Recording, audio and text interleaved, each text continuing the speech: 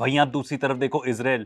Israel किसके against लड़ रहा है? हमास के अगेंस्ट लड़ रहा है, जो कि एक मिलिशिया है। सिमिलरली हिजबुल्लाह, वो भी एक मिलिशिया है। एंड क्या इजराइल जाके कोई टेरिटरी होल्ड कर पा रहा है? बिल्कुल भी नहीं। एंड अमेरिकन को देखो, अमेरिकन सोच भी नहीं सकते, बिल्कुल सोच भी नहीं सकते कि वो जाके ईरान को इन्वेड करें। तो रशिया जीत रहा है पर्टिकुलर वॉर, इसमें कोई दो राय नहीं है। तो फिर यूक्रेन कैसे रिस्पॉन्ड करता है?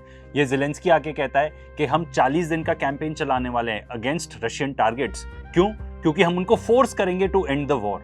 देखो, अग्रेशन यूज करके तो आपसे जो इंफीरियर है, कोई छोटा है, कोई छोटी आर्मी है, अग्रेशन यूज करके तो आप उसके अगेंस्ट उसको भी फोर्स नहीं कर सकते टू एंड द वॉर। तो भाई आप रशिया जैसे दिग्गज को कैसे करोगे? तो भाई इन्होंने क्या किया इन 40 दिन में? देखो, यूक्रेन की आर्मी कुछ खास बची नहीं है, पर उनके पास ड्रोन फोर्स अच्छी खासी है। तो इन्होंने रशिया में जाके जितने भी बड़े शहर है उनको अटैक किया, शहर बड़े शहरों को अटैक किया, जैसे कि सेंट पीटर्सबर्ग को अटैक किया, वहां पे जितना एनर्जी इंफ्रास्ट्रक्चर है उसको अटैक किया। एक पर्टिकुलर अटैक में 400 ड्रोन्स फायर किए इन्होंने टुवर्ड्स मॉस्को। देखो, रशिया का one of the biggest sources of revenue है उसका ऑयल। तो यूक्रेन ने क्या किया? रशिया के अंदर जो उनकी 10 of the biggest oil refineries है उनको टारगेट किया। एंड कई रिफाइनरीज को तो दोबारा से टारगेट किया, जिसकी वजह से रशिया की अलेजेडली मतलब 25% और जो उनकी कैपेसिटी थी वो ही खत्म हो गई। तो इसका इफेक्ट किसको आया? सबसे ज्यादा तो पूरी दुनिया को आया, क्योंकि रशिया है one of the biggest suppliers of oil. तो उन्होंने बैन कर दिया गैसोलीन, यानी कि पेट्रोल रिलेटेड प्रोडक्ट हो गया, एंड डीजल उन्होंने बैन कर दिया इसका एक्सपोर्ट अंटिल जनवरी 2027। तो ये रशियन न्यूज़पेपर खुद ही रिपोर्ट कर रहा है कि यूक्रेन ने टारगेट किया है ऑयल फैसिलिटीज को, वेयर हाउसेस को, रेजिडेंशियल बिल्डिंग्स को, एंड काफी सिविलियन इंफ्रास्ट्रक्चर को भी उन्होंने टारगेट किया है। ये सब as a part of that 40-day campaign. क्योंकि अगर आप यूक्रेन की स्थिति देखो तो उनके पास कोई प्लान नहीं है except for to wreck havoc, मतलब आतंक मचा सकते हैं ये लोग। जाके रशिया के अंदर जो मेजर फैसिलिटीज है उसको टारगेट कर सकते हैं। किन किन फैसिलिटीज की मैं बात कर रहा हूँ? सिविलियन फैसिलिटीज की, इंफ्रास्ट्रक्चर की। क्योंकि देखो, रशिया इतना बड़ा देश है, अगर आप उसके खिलाफ स्ट्रेटेजिक विक्ट्री अचीव करना तो बहुत ही मुश्किल है, क्योंकि इतनी बड़ी जगह, इतनी सारी जगहें जहां पे आप वेपन्स मैन्युफैक्चर कर सकते हो, वेपन्स को स्टोर कर सकते हो।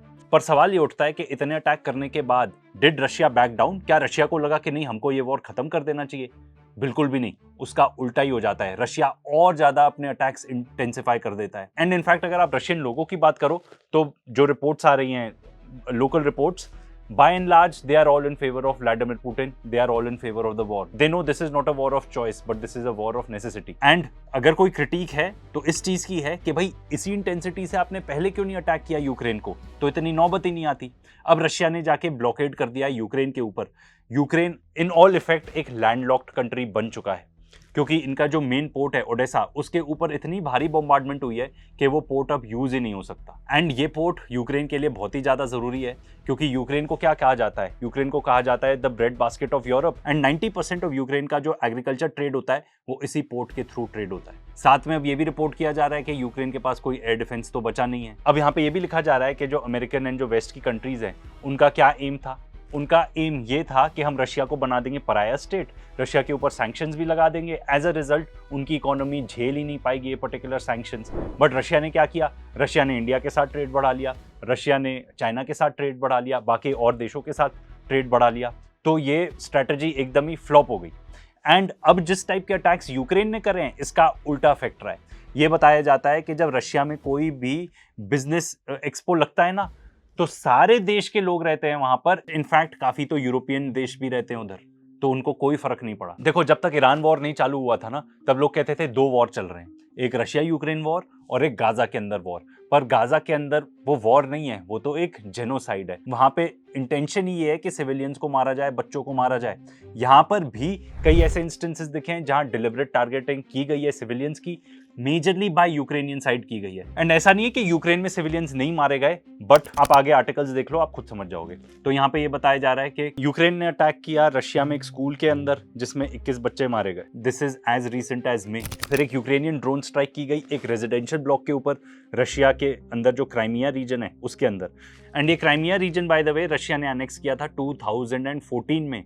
तो यहाँ पे जितने भी लोग रहते हैं, यूक्रेनियंस कहते हैं वो हमारे ही लोग हैं, तो अपने ही लोगों के ऊपर क्यों ऐसे अटैक कर रहे हो? यहाँ पे ये भी रिपोर्ट किया जा रहा है कि 200 ड्रोन्स रशियन आर्मी ने शूट डाउन किए। फिर ये बताया जा रहा है जुलाई के आखिरी हफ्ते में यूक्रेनियन अटैक्स जो थे उसमें 49 सिविलियंस मारे गए, जिसमें 4 बच्चे थे। एंड ऐसा नहीं है कि रशिया की तरफ से जो अटैक्स हुए उसमें कोई भी सिविलियंस नहीं मारे गए। अब आप ये देखो, रशियन अटैक में 10 लोग मारे गए। एक और इंटरेस्टिंग चीज यहाँ पे ये देखने को मिल रही है, ड्रोन बोट्स का इस्तेमाल किया जा रहा है, कैमिकाजी ड्रोन बोट्स। मतलब कैमिकाजी जो ड्रोन होता है, जैसे कि ईरान भी यूज करता है अपना शहीद ड्रोन, अकेला ड्रोन जाता है एंड उसी के अंदर पेलोड होता है, एक्सप्लोजिव होता है, फूट जाता है। यहाँ पे ड्रोन बोट्स ऐसी हैं एंड इसको यूज किया जा रहा है बीचेस के ऊपर। एक जो अटैक बहुत ही चौंका देने वाला था वो था क्राइमिया के अंदर सिविलियंस को अटैक किया गया एक बीच के ऊपर। तो जब आप इस टाइप का अटैक देखते हो तो आपको लगता है भाई बीच में यहाँ पे कौन से मतलब आर्म्स रखे होंगे, यहाँ पे कौन सी आर्मी घूम रही है, जब आप बीच पे जाते हुए टूरिस्ट्स को, उन लोग को टारगेट करते हो। फिर अभी जो हम देख रहे हैं इस वॉर में इंटेंसिटी बहुत ज्यादा बढ़ चुकी है, काफी सिविलियन एरियाज में भी टारगेट हो रहा है। अभी ये जो लेटेस्ट अटैक था जो यूक्रेन ने किया रशिया के ऊपर, 822 ड्रोन्स यूज किए गए, जिसमें 600 मॉस्को के ऊपर यूज किए गए। एंड खास तौर पे टारगेट क्या था? टारगेट था वाइल्ड बेरी का वेयरहाउस। वाइल्ड बेरी मतलब जैसे कि अमेज़न है अमेरिका का, वैसे वाइल्ड बेरी है रशिया का।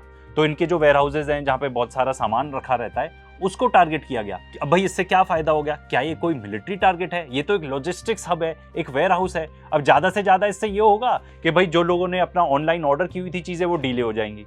तो इससे क्या फायदा होता है? मतलब मैं यूक्रेनियन पर्सपेक्टिव से सोच रहा हूँ क्या फायदा है। एंड ऐसा नहीं है कि रशिया ने अटैक्स कम किए हों। यहाँ पे ये बताया जा रहा है कि एक हफ्ते के अंदर रशिया ने लॉन्च किए 1550 drones and 1560 guided aerial bombs and 62 missiles. And to put things into perspective, जब ईरान वॉर चल रहा था तब ईरान ने यूएई के ऊपर वो पूरे महीने भर में ऑलमोस्ट या 40 डेज के अंदर कितने ड्रोन्स एंड मिसाइल्स लॉन्च करे? 378 ballistic missiles and almost 1800 drones.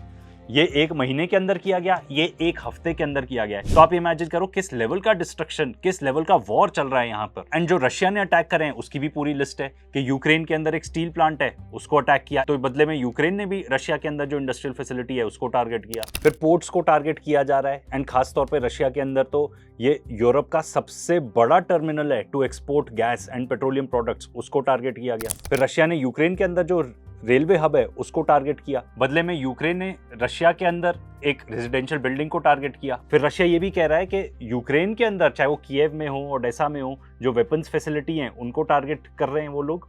And जितने फ्यूल डेपोज हैं उसको टारगेट कर रहे हैं। एंड अल्टीमेटली अगर मैं आपको शॉर्ट में बताऊं तो ये अटैक्स इतने ज़्यादा हैं, मैंने यहाँ पे बहुत ही minimum number of articles cover किए। एक दूसरे के जितने भी लॉजिस्टिक्स हैं उसको टारगेट किया जा रहा है, वेपन फैसिलिटीज को टारगेट किया जा रहा है। And you may think I am bias, but मैंने जितने आर्टिकल्स पढ़े मैं उसको देख के बता सकता हूं कि यूक्रेन की तरफ से ज्यादा सिविलियन टारगेट्स को हिट किया गया है रशिया के अंदर। अब देखो, रशिया बहुत बड़ा देश है, उनको फर्क पड़ेगा, पर इतना ज्यादा फर्क नहीं पड़ेगा।